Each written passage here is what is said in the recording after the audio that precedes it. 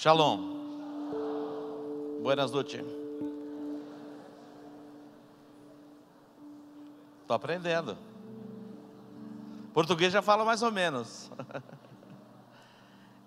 Outubro é o mês rosa e novembro é o quê? Azul. Aqui, ó. Pega o folder aí, macharada. Tem um recado importante para os homens aí. As mulheres se cuidam mais do que os homens, não se cuidam? Aí, eu ouvi um verdade. Se cuida ou não se cuida? Tem homem que não está nem aí, não está nem ouvindo, fecharam os ouvidos. A recomendação aqui do Dr. Fernando. Novembro é o mês do azul. Céus abertos sobre a nossa cabeça. Jesus é muito bom, Jesus é muito lindo. Que a sua noite seja uma noite abençoada. Como foi o seu dia?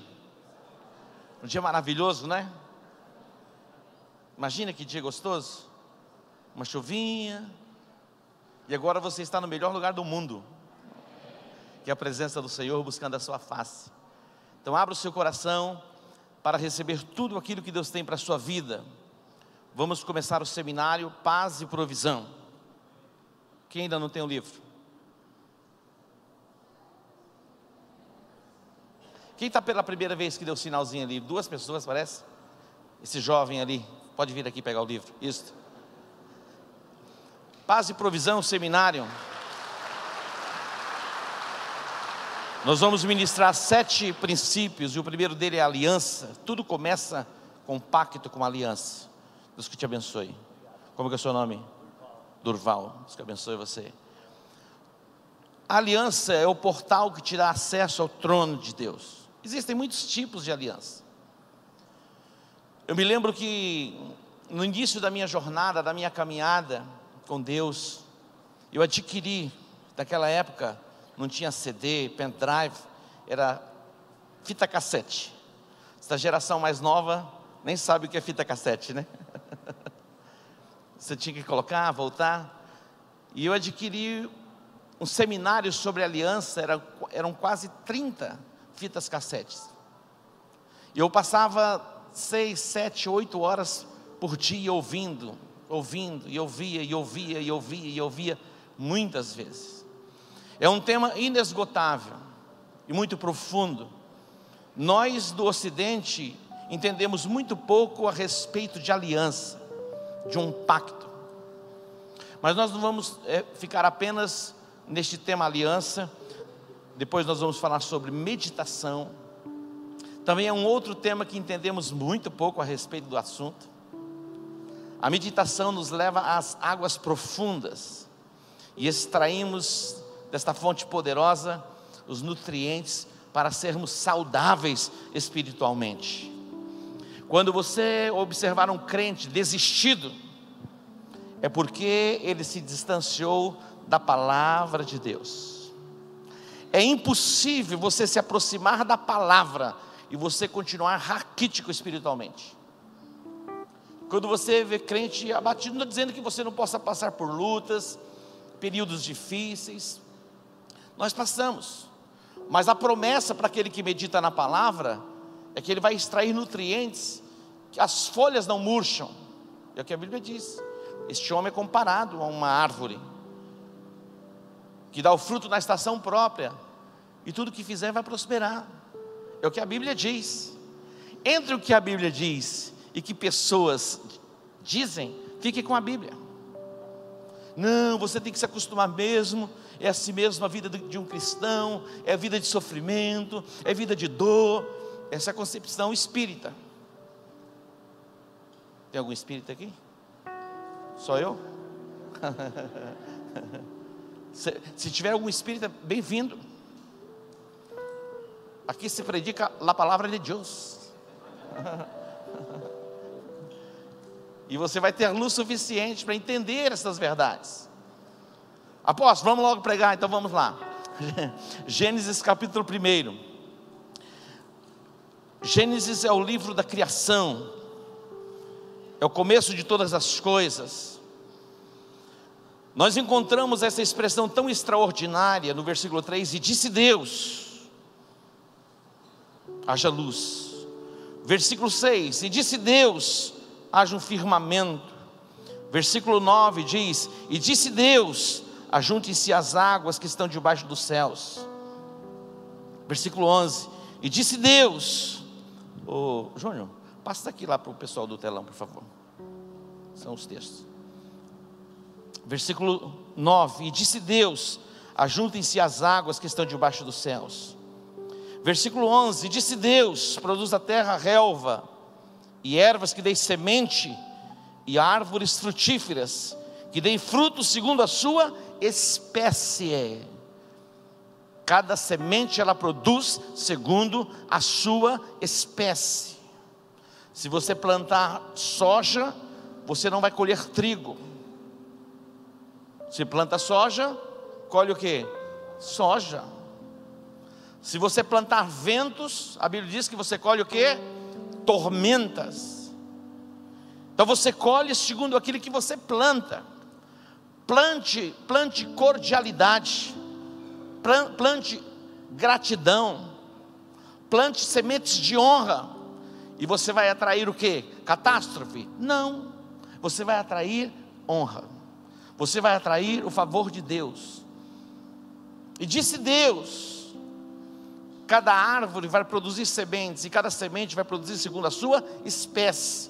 E disse Deus, versículo 14: haja luminares no firmamento do céu.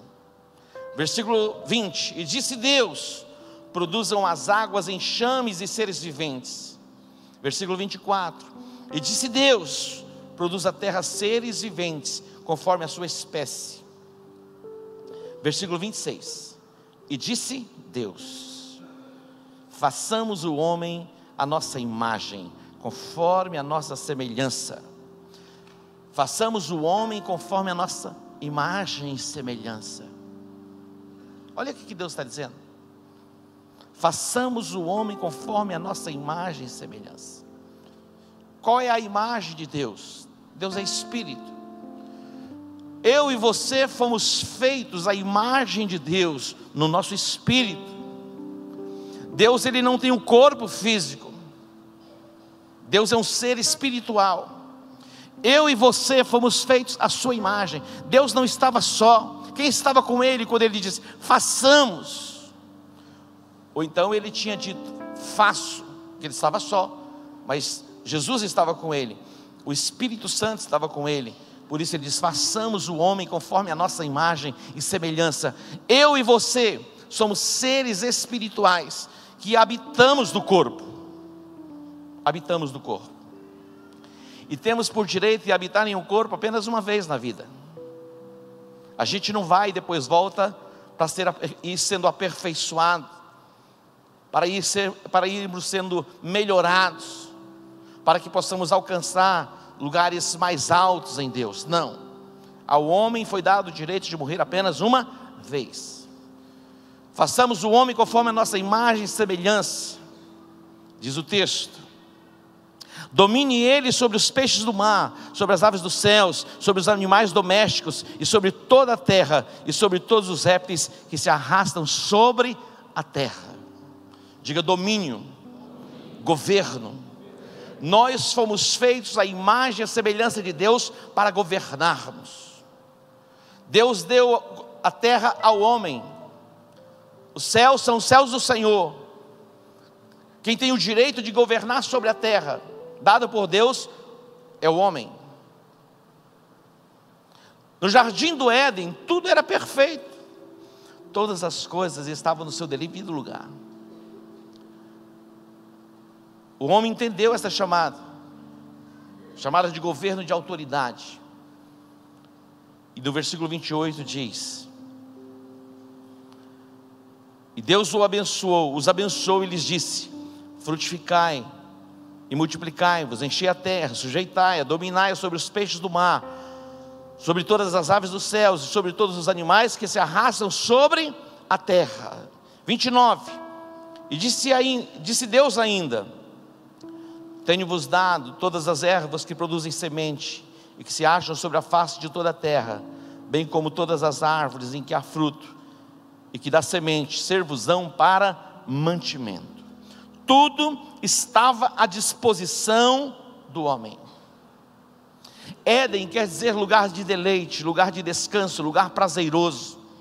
Será que é possível viver nesta dimensão? Em Deus é possível vivermos nesta dimensão.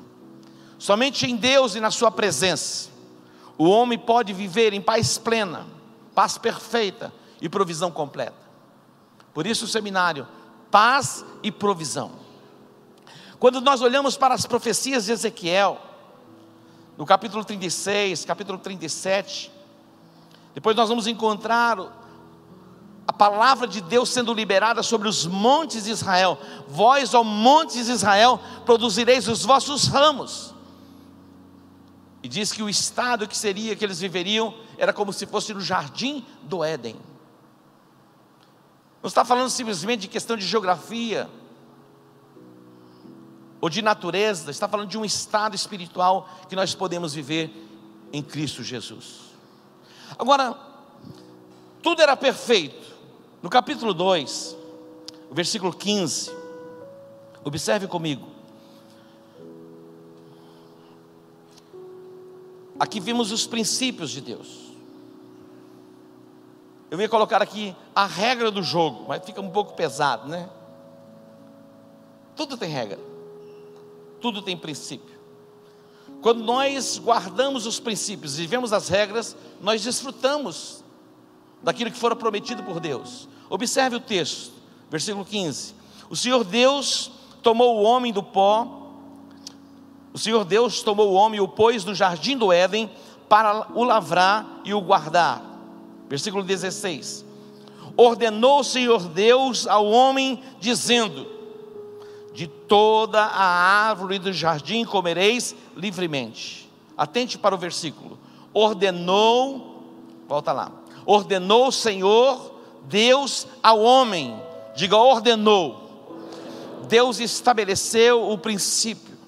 Deus estabeleceu as regras para que o homem pudesse viver no jardim do Éden e desfrutar da plenitude do jardim do Éden.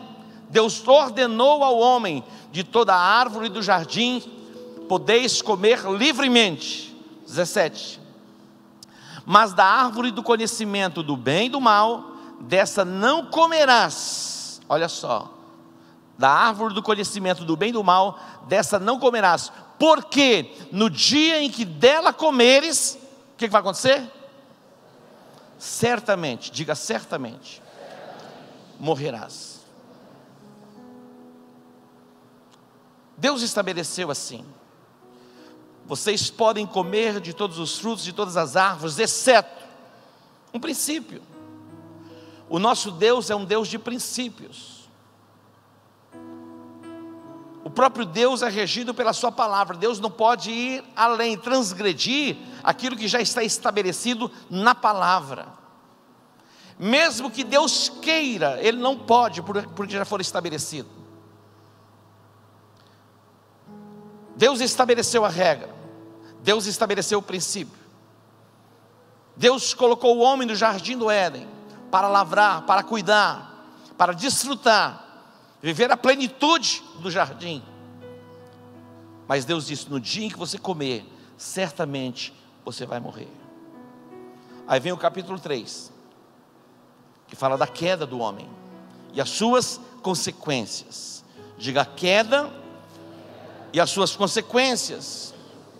A queda e as consequências.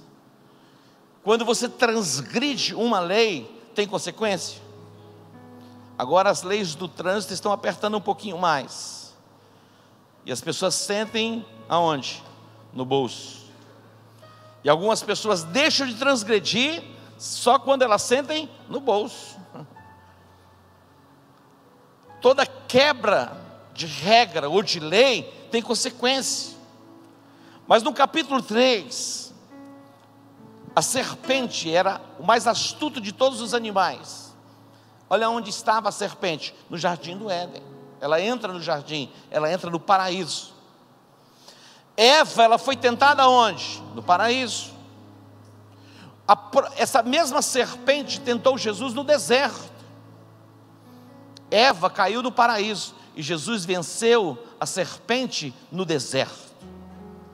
Então você precisa estar atento para os dias de paz, os dias em que todas as coisas estão indo bem. Você precisa estar muito atento. E também quando você passa pelos desertos da vida, você também precisa continuar atento. Jesus foi tentado no deserto pela mesma serpente que tentou Eva no paraíso, mas ele resistiu à serpente, dizendo: está escrito, está escrito. Aqui diz o texto, a serpente começa fazendo uma pergunta. As perguntas, elas são importantes, elas são interessantes. É muito importante fazermos perguntas. Quando os fariseus vinham a Jesus para tentá-lo, eles tentavam Jesus fazendo perguntas. Sabe como a maioria das vezes como Jesus respondia? Com outras perguntas. Você já percebeu? Eles faziam perguntas e Jesus respondia com outras perguntas. Eles ficavam como que maravilhados. Eles vinham como com ciladas, como a rainha de Sabá que foi visitar Salomão e fazia perguntas como que por enigmas, tentando pegá-lo em alguma resposta, mas ele respondia todas as coisas. E aqui está quem é maior do que Salomão. Quem é maior do que Salomão? É Jesus. Se Salomão conseguiu responder a rainha de Sabá, Jesus tem a resposta para você também. Talvez as suas perguntas sejam mais difíceis do que as perguntas, e mais complexas do que as perguntas que a rainha de Sabá fez a Salomão, mas Jesus tem resposta para você. Observe aqui, o versículo 1, é assim que Deus disse, é assim que Deus disse: não comereis de todas as árvores do jardim. Queridos, olha a importância da palavra. Todas as coisas, elas são geradas, são formadas pela palavra. Aquilo que você está ouvindo está dando forma em alguma coisa dentro de você. Aí a importância de você ser seletivo naquilo que você está ouvindo. Quem você ouve? Você não pode ouvir qualquer pessoa. Eu ouvi falar que tem um sapatinho de fogo por aí, eu vou ouvir. Não tem que ouvir. Estou falando sério. Você não pode ouvir qualquer pessoa. Hoje eu estava num grupo e tinha uma discussão a respeito das mulheres, da posição, e alguns recomendando: mulher tem que ficar dentro de casa mesmo. Era o entendimento dele, e o argumento dele, e ele querendo doutrinar todo mundo do grupo. Mas tem coisas que não merecem nem resposta, e é melhor a gente ficar calado. Eu sei que existe aí o apoderamento das mulheres, existe uma linha aí terrível também, precisamos cuidar. Tem um lugar para a mulher. Quando ela vai além, ela traz dor e angústia para a sua própria alma. Mas existe um lugar preparado para a mulher que é estar ao lado do homem. Até que Deus tirou a mulher da onde? Da costela. Diz que o homem é o rascunho, a mulher foi a perfeição. Deus fez o desenho, rascunho, depois soprou, saiu a mulher perfeita. Tem homem que não está encarando o negócio não, é verdade. A sua mulher é a pessoa mais linda para você, não tem outra não, viu? Tem gente já pegando na mão, né, Clodeus? Calma, rapaz. Já foi pegando na mão da Ana, velho. Sim, meu bem, está tudo normal, tudo certinho aqui. Mas olha o papo da serpente. Tudo que a serpente quer é enganar você. Você não tem que ficar ouvindo 1000 vozes. Ouça uma voz. Por isso que a Bíblia diz que nós não temos muitos pais.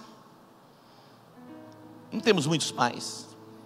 Existem muitos guias por aí, mas poucos pais. Se você começar a ouvir a voz do seu pai, você vai encontrar o caminho do êxito, o caminho do sucesso. Observe mais aqui. É assim que Deus disse: não comereis de toda a árvore do jardim. Deus não disse assim, mas ela vem com uma pergunta. É assim que Deus disse: não comereis de todas as árvores do jardim. Versículo 2: respondeu a mulher, a serpente: do fruto das árvores do jardim podemos comer, mas do fruto da árvore que está no meio do jardim, disse Deus: não comereis dele, nem nele tocareis, para que não morrais. Ela já acrescentou um pouquinho. Ele disse que ia nem para a gente nem tocar no fruto. Que isso é tão interessante. Eu estava pensando hoje à tarde, é para dar risada. Algumas pessoas dizem: eles comeram da maçã. Tinha uma linha aí que diz: não, foi um relacionamento sexual. Como que Eva vai ter relacionamento sexual com ela mesma? Porque primeiro comeu o fruto foi ela. Você já ouviu uma conversa dessa? Alguém já tinha ouvido uma conversa assim? Tem alguns ensinadores por aí que diz que o pecado foi um relacionamento sexual. Outros dizem que é a maçã. A Bíblia nunca disse que foi o relacionamento sexual, e tampouco a Bíblia diz que foi a maçã. Entendido? Mas começa a confundir a cabeça de Eva. E diz o texto, versículo 5, o versículo 4: então a serpente disse à mulher: certamente não morrereis. Já trouxe confusão. Certamente, você pode comer à vontade, que você não vai morrer. Sabe por quê que ele disse isso para vocês? Porque no dia em que vocês comerem, vocês se tornarão iguais a ele. Olha para onde vai levando. No versículo de número 5: porque Deus sabe que no dia em que comeres desse fruto, os vossos olhos se abrirão, e sereis como Deus, conhecendo o bem e o mal. Vem o que? A tentação. Diga tentação. Satanás trabalha para despertar os nossos sentimentos. É assim que ele trabalha.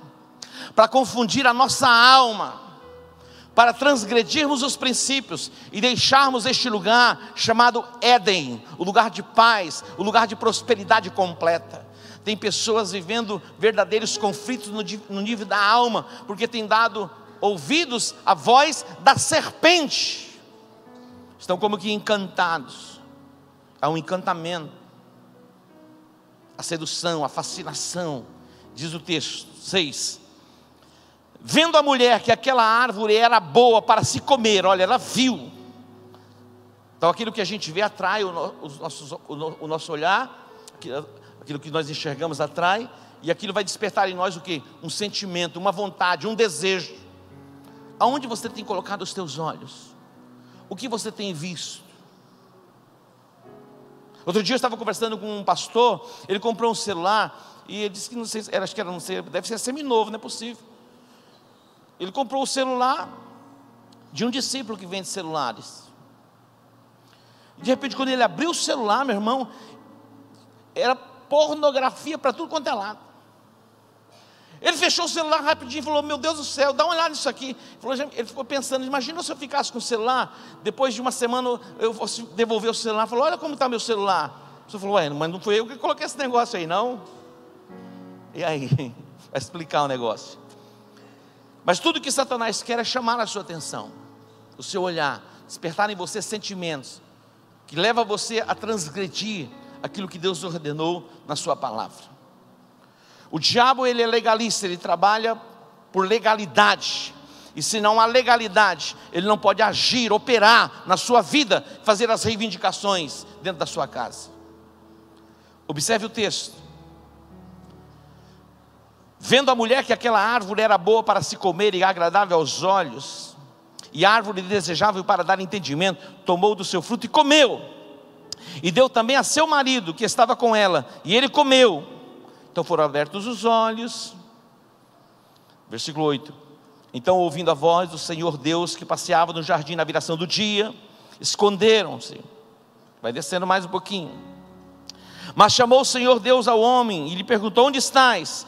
Ele diz: ouvi a tua voz no jardim, tive medo, porque estava nu. Versículo 11: quem te mostrou que estavas nu? Comeste da árvore de que te ordenei que não comesse? Aí olha só o versículo 12. Homem especialista em fazer isso. A mulher que tu me deste por companheira.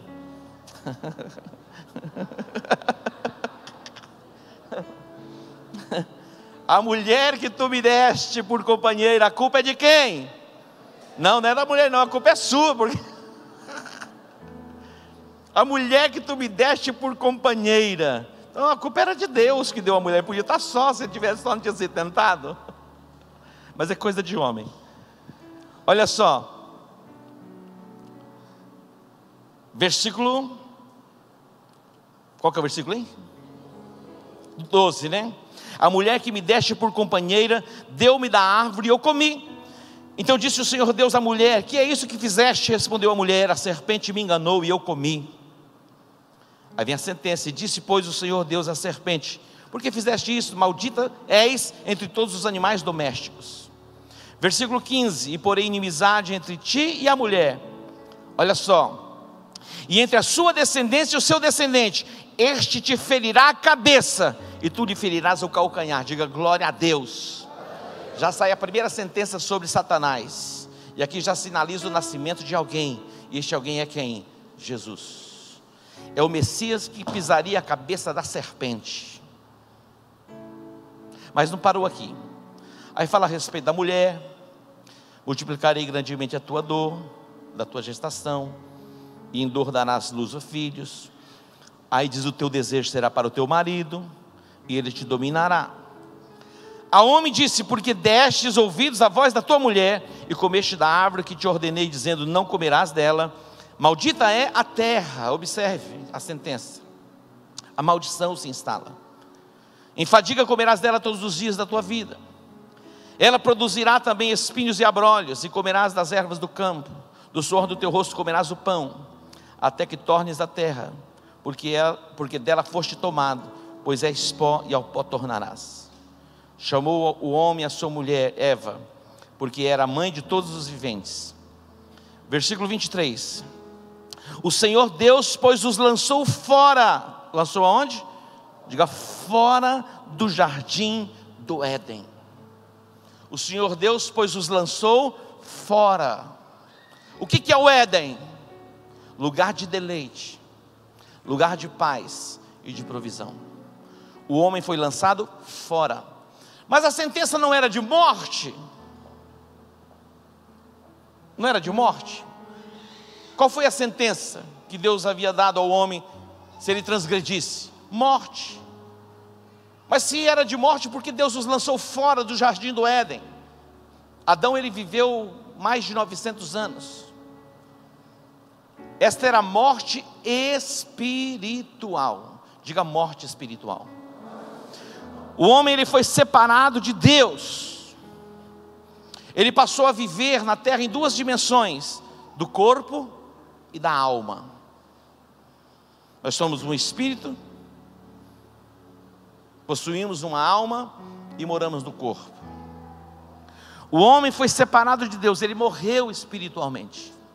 Você se lembra quando Jesus foi à casa de Lázaro? Marta vem ao encontro de Jesus e diz: se o Senhor estivesse aqui, o meu irmão, nosso irmão não teria morrido. Jesus disse: ele vai ressuscitar. Ela diz: eu sei que um dia ele vai ressuscitar na ressurreição dos mortos, que era a doutrina, era o ensinamento. Os saduceus, eles não acreditavam na ressurreição dos mortos, mas os fariseus, os escribas, eles acreditavam. Jesus disse assim: eu sou a ressurreição e a vida. Eu sou a ressurreição e a vida. Todo aquele que crê em mim, ainda que esteja morto, viverá. E todo aquele que vive e crê em mim, jamais morrerá. Você pode entender um negócio desse? Abra a sua Bíblia lá, no Evangelho de João. Observe comigo esse texto, para ver se você entende, compreende o que Jesus está dizendo. No capítulo 11, o versículo 25, olha lá, o que Jesus disse para Marta. Declarou-lhe Jesus: eu sou a ressurreição e a vida. Diga: ressurreição e a vida. Quem crê em mim, o que está escrito lá? Quem crê em mim, ainda que esteja morto. Me diga como que um morto pode acreditar em alguma coisa. Mas Jesus não está falando de pessoas que morreram e foram sepultadas. Hoje muita gente foi ao cemitério orar pelos mortos. A Bíblia não nos ensina a orarmos pelos mortos. Não há recomendação bíblica para orarmos pelos mortos. Lázaro estava sepultado. Jesus vai bradar e chamá-lo para fora, ele vai ressuscitar literalmente no corpo. Mas aqui Jesus está falando da ressurreição, o Espírito vivificado, o Espírito que estava adormecido desde o dia em que o homem pecou. Lá no jardim do Éden, todos os dias, na viração do dia, o homem se relacionava com Deus perfeitamente. Por quê? Era o relacionamento no Espírito. É impossível um ser espiritual se relacionar com a coisa natural. Só se relaciona com o ser espiritual um outro ser espiritual. Você pode entender? Adão e Eva foram separados de Deus. Morte quer dizer separação. No dia em que vocês pecarem, vocês vão morrer, vocês vão ser separados. O espírito foi desconectado. Não havia mais comunhão, não havia mais relacionamento entre o homem e Deus. Jesus se manifestou na terra para trazer o homem de volta para Deus. Isso é extraordinário. Isso é maravilhoso. Podemos entender o que Jesus fez por nós na cruz do Calvário. O caminho que estava fechado se abriu novamente em Cristo Jesus. Nós todos, observe comigo Romanos capítulo 5.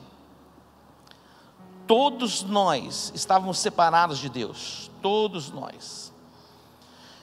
Quando nós olhamos para a parábola do filho pródigo, toda a humanidade está representada no filho pródigo que saiu da casa do pai.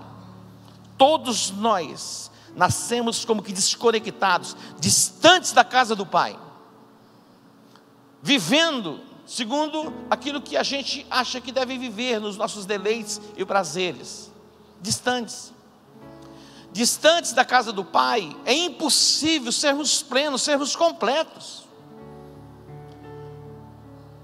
Você está em Romanos, né? Fica aí. No capítulo 15 de Lucas, fala do filho pródigo, que ele pegou a parte da herança, se distanciou, foi viver os seus prazeres, os seus deleites, foi viver dissolutamente. Ele foi curtir a vida adoidado com os amigos. Ele foi viver uma vida de prostituição. Mas quando ele percebeu, ele já estava sem nada, já não tinha mais nem amigos. Aí ele se lembra da casa do pai, diz: na casa do meu pai. Imagina, Adão, distante de Deus, fora do paraíso. Lá na casa do meu pai, lá no jardim do Éden, aquele lugar era um lugar maravilhoso. Mas Satanás, olha como que são as coisas. Satanás nos leva a pensar que a igreja, estar na igreja é a coisa mais chata do mundo. Bom mesmo é estar lá na balada. Tem gente que é assim, é uma fantasia, é uma ilusão. Porque aqueles são momentos. Mas a vida mesmo, a vida plena, só é possível viver na presença de Deus. Isso é vida plena. Mas a mesma serpente que estava lá no paraíso vai chegar para a pessoa e dizer: não, mas você é tão jovem, você é tão lindo, o que você está fazendo tocando na igreja? Legal mesmo é tocar lá naquela baladinha. Você não vai para lá.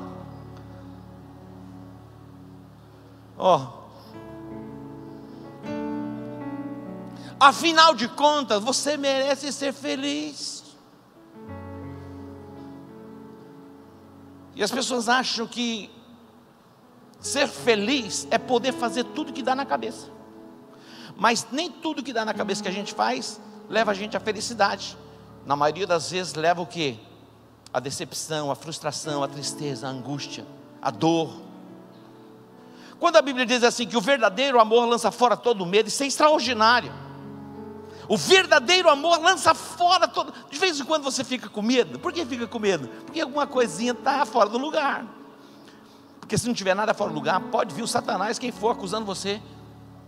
Você dorme em paz. Não tem. O diabo não entra lá. Pode tiver alguma coisa fora do lugar, você fala, acho que...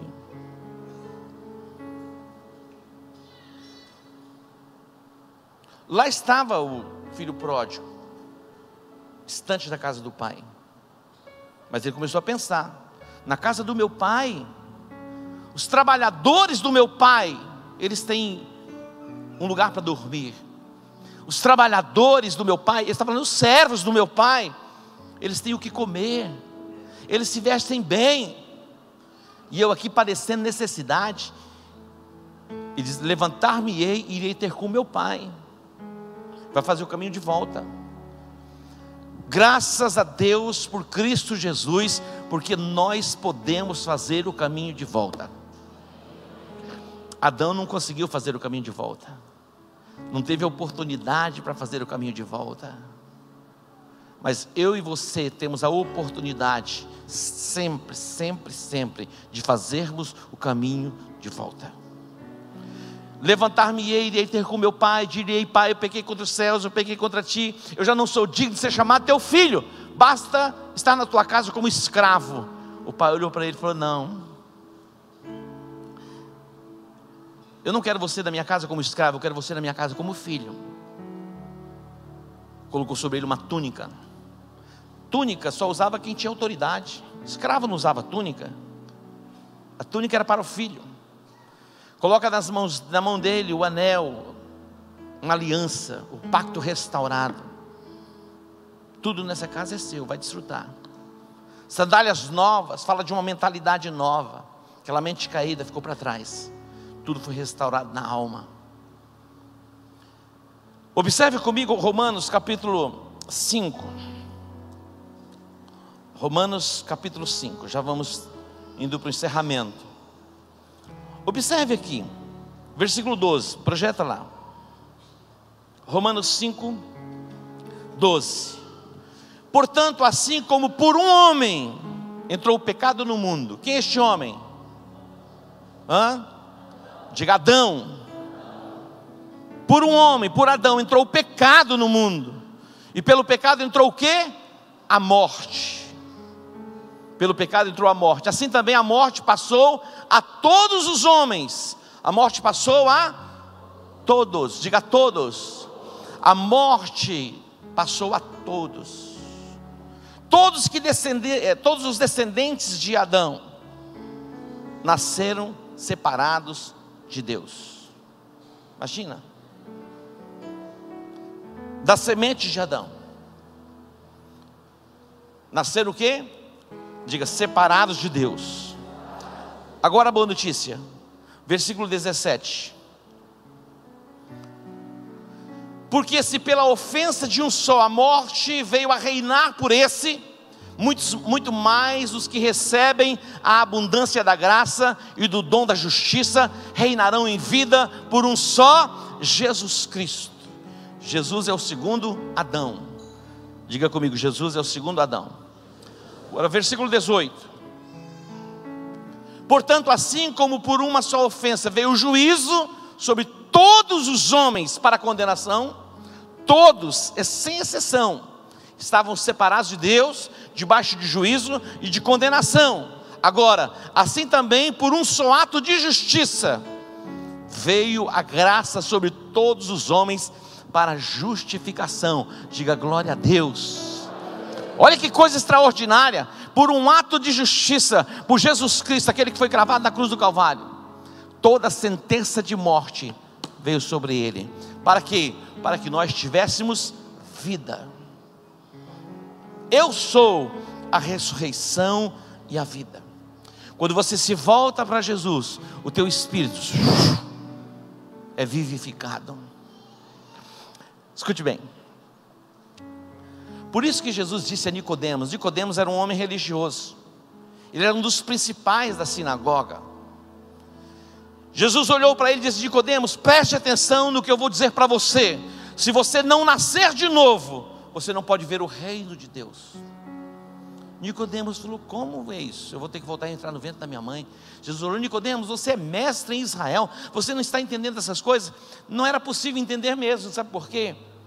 O princípio número 1 para você começar a compreender as Escrituras é o novo nascimento. Quando você lê a Bíblia e diz: eu não estou entendendo nada, não compreendo nada, parece que eu estou lendo grego. Por quê? Lógico que nós não entendemos todas as coisas. A revelação de Deus, ela é gradativa. Ninguém entende na plenitude tudo. Olha só, imagina ter o privilégio de ser discipulado por Jesus. As verdades que Jesus ensinou a respeito da sua morte, da sua ressurreição, o plano da salvação. Jesus ordenou aos discípulos que permanecessem em Jerusalém, que eles seriam revestidos de poder e autoridade, para que eles fossem testemunhas em Jerusalém, Judeia, Samaria e até os confins da terra. Dentre eles estava quem? Simão, Pedro, os apóstolos.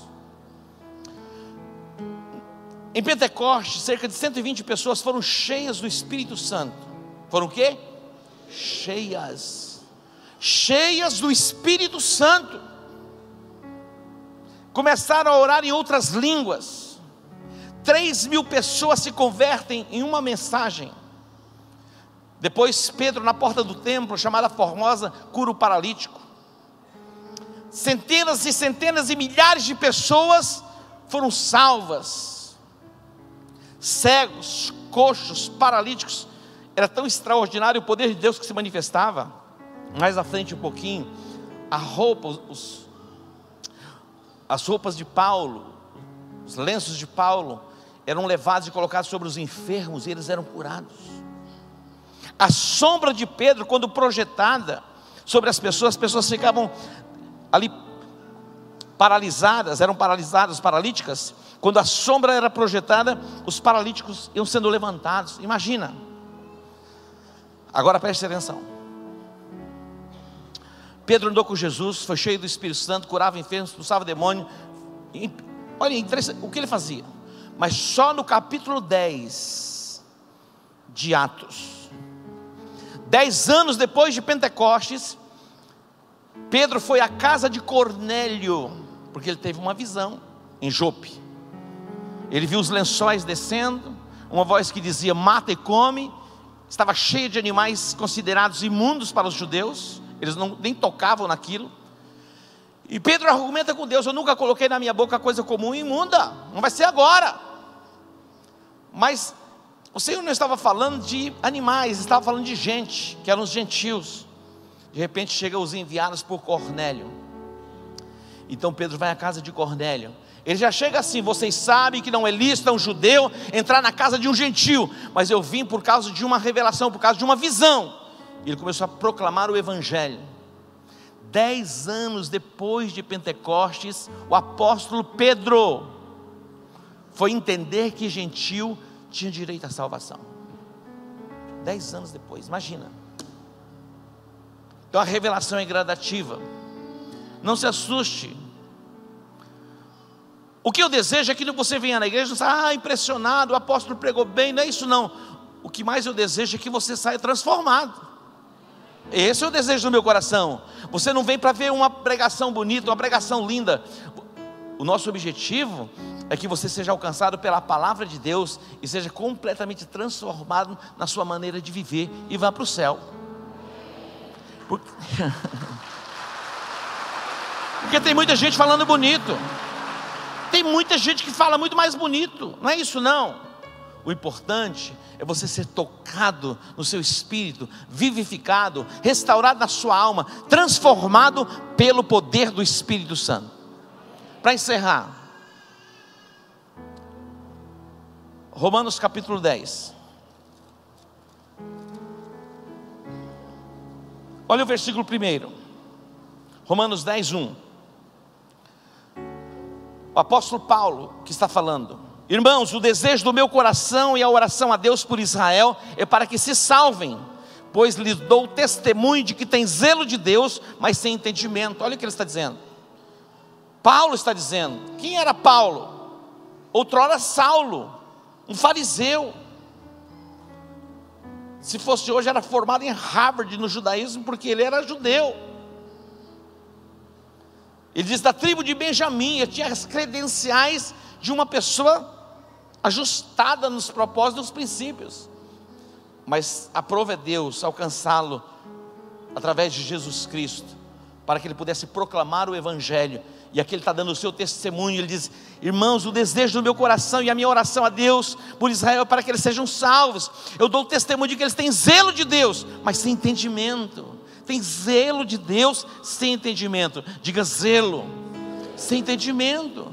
São pessoas que vão à igreja, elas fazem as suas preces, elas fazem as suas ofertas, muitas vezes até entregam o dízimo, ou as suas esmolas, né? Porque algumas pessoas vão à igreja para dar esmola, e a igreja não é lugar para dar esmola, mas algumas pessoas dão esmola. Saulo está expressando o desejo do coração dele, e mostrando o caminho da salvação. Olha o que ele diz, versículo 8: mas que diz, a palavra está junto de ti, está na tua boca e no teu coração, isto é a palavra da fé que pregamos. Atente para o versículo 9, observe lá, leia comigo. Porque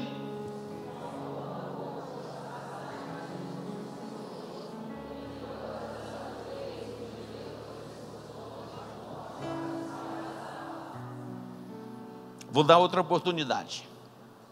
Segunda. 1, 2, 3, vamos lá.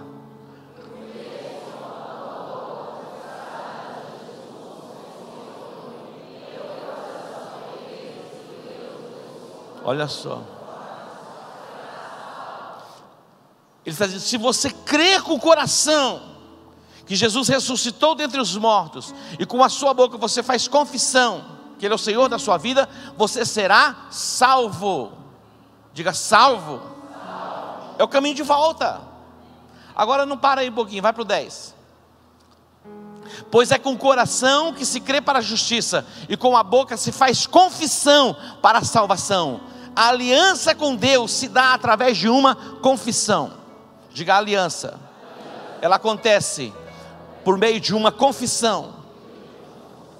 Qual é a confissão? Eu creio com o meu coração que Jesus Cristo ressuscitou dentre os mortos. Eu confesso com a minha boca que Jesus Cristo é o Senhor da minha vida. Versículo 13: porque todo aquele que invocar o nome do Senhor será salvo. Você está diante do portal da graça. A sua confissão te estabelece no reino. Não é simples?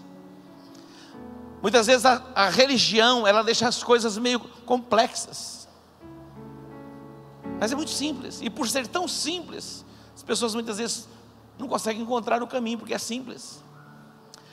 Jesus ele disse assim: olha, você que está cansado, oprimido, sobrecarregado, vinde a mim, eu vos aliviarei. Tomai sobre vós o meu jugo. Aprendei de mim que sou manso e humilde de coração, e encontrareis descanso. Diga descanso. Para quê?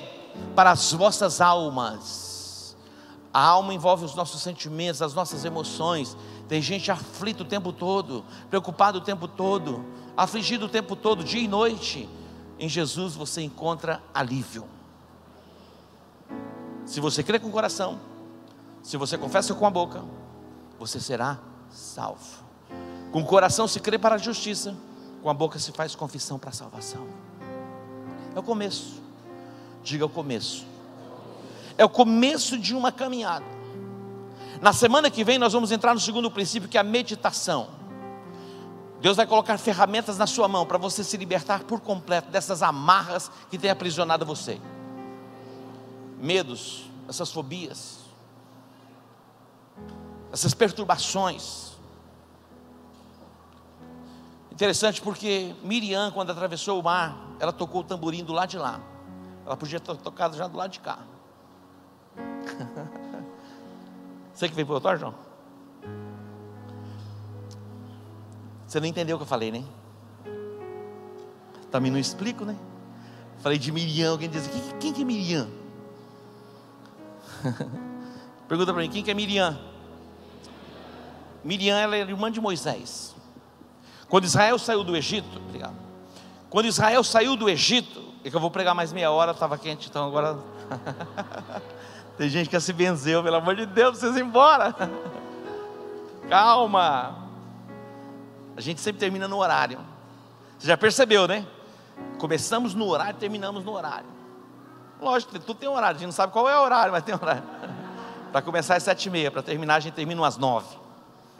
De vez em quando passa 2 minutos, ninguém se aborrece também, né?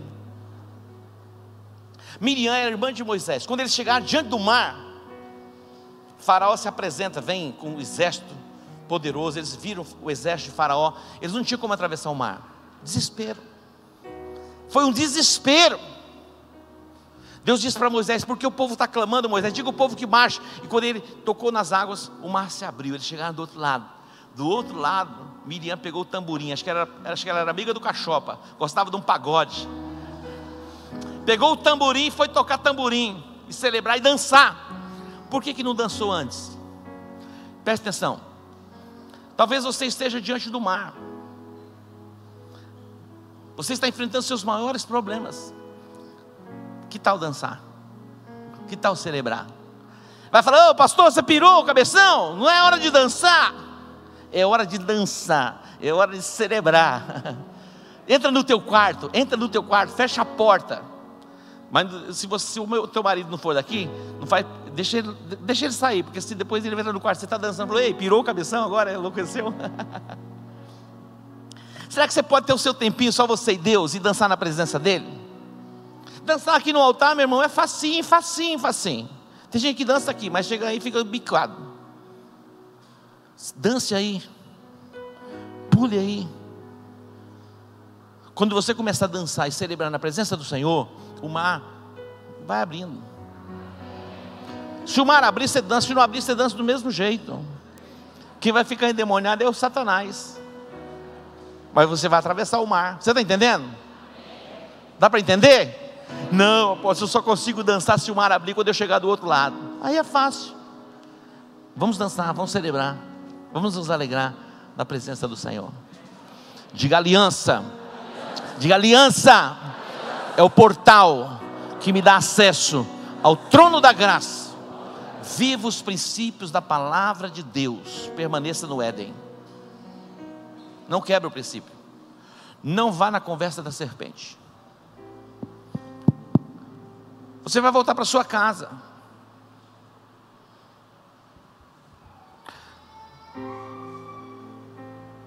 Quando você passar por aquelas portas, é possível que o Satanás esteja lá falando: ei, vamos embora, estou com você, não abro.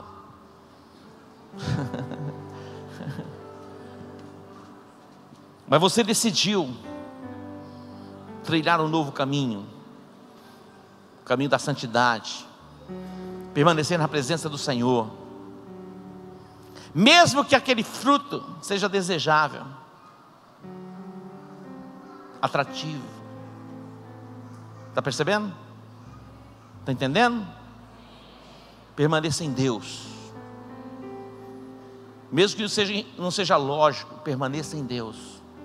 Fique em Deus. Fica no Senhor. Fique em pé. Vamos lá. Vai, Júnior. Vai, João. A minha oração no deserto é dizer que nada me faltará.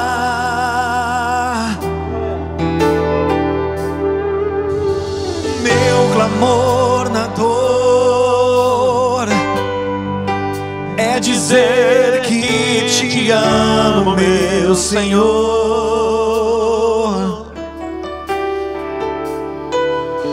A minha alma na angústia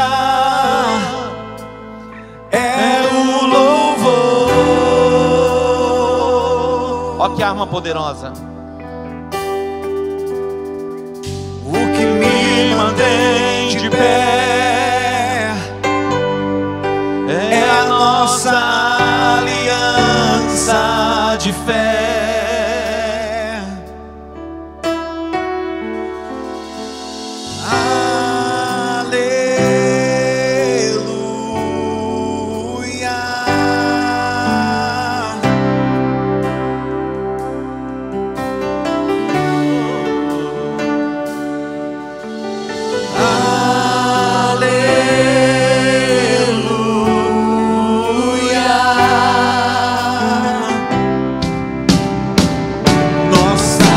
aliança é de fé, nossa aliança é de amor, nossa aliança é eterna, está firmada no Senhor.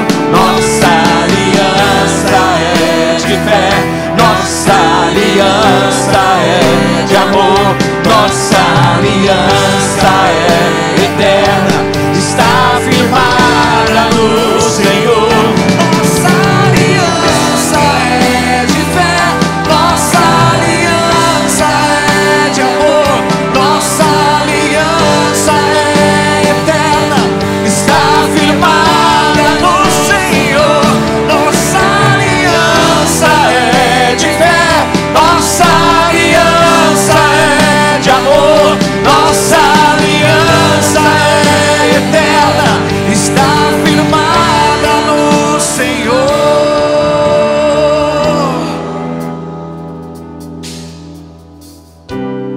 Eu quero orar com você, dar a oportunidade para você fazer a sua oração. Na verdade, eu quero conduzir você nesta oração, mas não é a minha oração, é a sua oração. Eu quero apenas conduzir. Se você for sincero diante de Deus e fazer desta oração a sua oração, a aliança vai ser estabelecida, a aliança vai ser renovada, a aliança vai ser confirmada. É uma confirmação de aliança. Eu sei que muitos já têm a aliança com Deus, ou todos já têm, eu não conheço todos, mas eu quero dar uma oportunidade para você orar comigo, essa oração de entrega, de confissão, declarando que Jesus é o Senhor da sua vida. Levante sua mão direita assim, diga: Pai, eu te agradeço por esta noite, pela palavra liberada. Eu te louvo, porque o meu entendimento foi aberto, foi ampliado, e eu declaro com a minha boca que eu creio que Jesus Cristo morreu na cruz e ressuscitou ao terceiro dia. Diga: eu declaro com a minha boca que Jesus é o Senhor da minha vida. Eu invoco o nome do Senhor, em o nome de Jesus. Diga: Pai, perdoa os meus pecados. Diga: eu reconheço que eu sou um pecador, eu careço da tua graça, do teu favor e da tua misericórdia. Eu invoco o nome do Senhor. Dê um aplauso a Ele. Glória a Deus. Amém. Se assente um pouquinho. Escute aqui. Olha aqui um pouquinho. Seja indesistível na sua caminhada. Vou me esforçar para estar todas as quartas-feiras. Que eu saiba, eu acho que eu não tenho uma agenda na quarta-feira, a não ser estar com vocês até o final do seminário.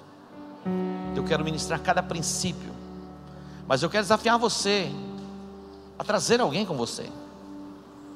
Afinal de contas, nós queremos alcançar o mundo, queremos alcançar a nossa cidade. Eu creio que aqui temos 400 ou 500 mil pessoas que não conseguem discernir entre a mão direita e a mão esquerda, quando se fala das questões espirituais. Deus vai te dar alguém, Deus vai colocar alguém na sua vida que precisa de Jesus. Preste atenção, quando alguém vir a você falar de algum problema, você já vai entender. Você vai dizer: eu tenho a resposta para você. Se alguém chegar para você e disser assim: olha, eu estou com dor de cabeça, o que você falaria para essa pessoa? Ah, eu tenho aqui a minha sogra, a Neusaldina. Minha sogra chama Neuza. Então tem a Neusaldina. Você já viu a Neusaldina? Neusaldina. Dor de cabeça cura com Neusaldina.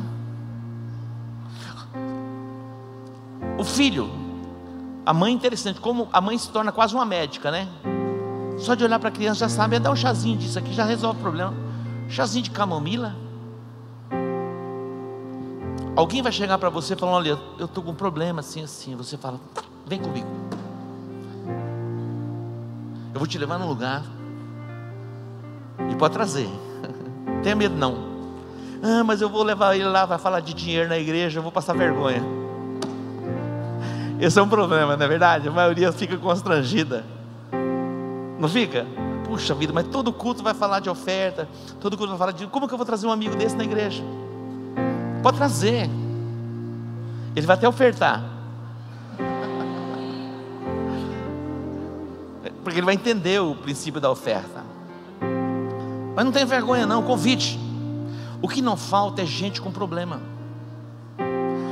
Todas as pessoas que vieram a Jesus, todas que creram e vieram nele crendo, foram curadas. Todos que creram foram curados. Jesus não pôde fazer muitos milagres na sua própria terra, porque eles não acreditavam nele. Para eles era simplesmente o filho do carpinteiro. Então as pessoas, elas virão e elas vão amar estar aqui. Pode ter certeza do que eu estou dizendo. Ela vai dizer para você, como Jorge diz: amei. Né, Jorge? Você vai amar. Pode trazer, pode convidar, e ela vai ser alcançada. Dê um aplauso ao Senhor. Glória a Deus. Agora nós vamos ofertar e nós vamos dizimar, porque a nossa chamada faz parte do nosso culto. O nosso culto não é pleno, completo. Nós viemos de uma tradição judaica. Olha para Israel. Não tinha culto sem sacrifício, sem oferta. Não tem. A base da nossa fé vem de lá. Nós aprendemos os cultos, as alianças, a Bíblia diz, e nós herdamos deles, dos judeus. É a base da nossa fé, vem de lá. Então nós aprendemos com eles. Muita gente precisa ser liberta nessa área. Não tem culto pleno se não tiver sacrifício, se não tiver oferta. Entenda isso. Muitos queremos o favor de Deus, mas ele diz que com esse tipo de oferta, de tipo de culto, não tem favor. Nós vamos aprender muito a respeito disso. Curva a sua cabeça. Pai, agora vamos ofertar e vamos dizimar. Não é por força, não é por violência, mas é pelo teu Espírito. Que o teu Espírito traga temor na igreja, na hora das ofertas, na hora dos dízimos. Que venha o temor sobre o teu povo, porque o que é do Senhor é do Senhor. Eva, ela quis além daquilo que o Senhor tinha estabelecido. Nós queremos ficar apenas com aquilo que o Senhor nos deu e devolvermos para o Senhor aquilo que é do Senhor. Deus, traz temor aos nossos corações, para não tocarmos nas coisas que foram santificadas ao Senhor. E que a tua bênção venha sobre a igreja, que a tua bênção venha sobre o teu povo, e que o teu nome seja engrandecido e exaltado, em o nome de Jesus. Diga amém. Se você precisa de um envelope, você pode pegar e vir ao altar para ofertar e para dizimar. Se você precisa passar o seu cartão também, temos os obreiros para te ajudar aqui.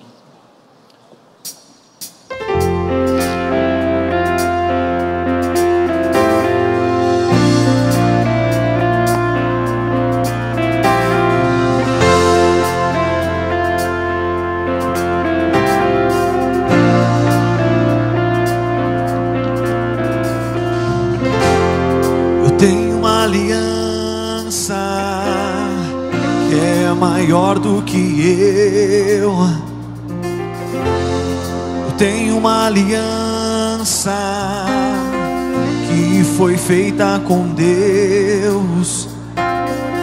Mesmo quando o meu mundo parece acabar, quando os sonhos se frustram, vou confiar na nossa aliança.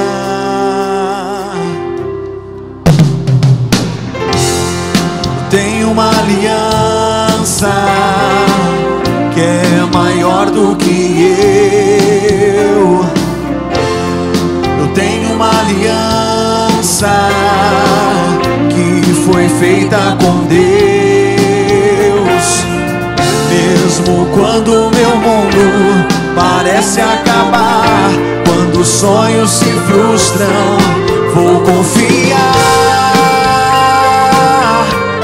na nossa aliança.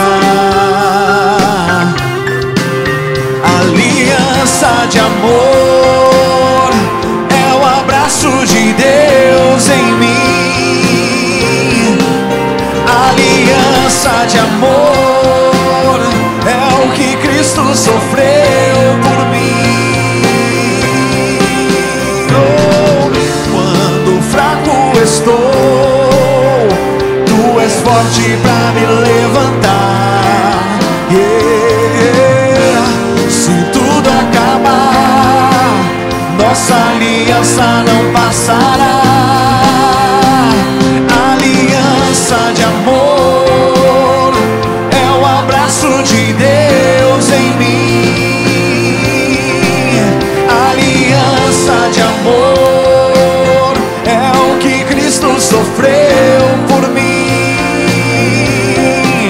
Oh, quando fraco estou, Tu és forte pra me levantar. Yeah. Se tudo acabar, nossa aliança não passará. Dê um aplauso ao Senhor. Glória a Deus.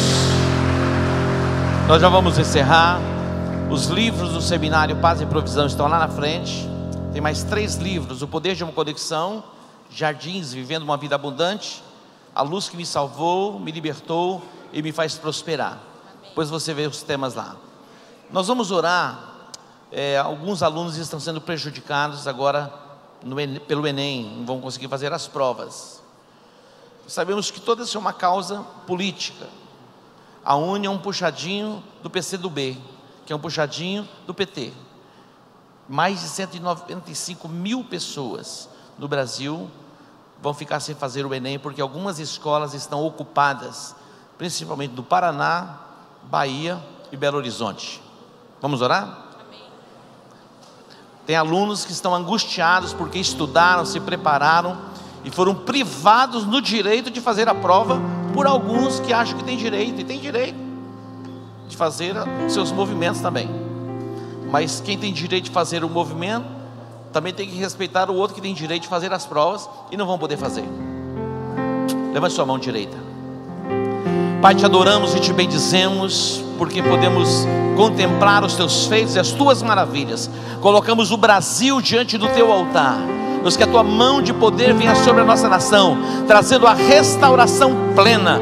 Eu oro, Deus, pelos alunos que se prepararam durante meses para a prova do Enem e agora foram privados, estão sendo privados, ó Deus, de fazerem as provas.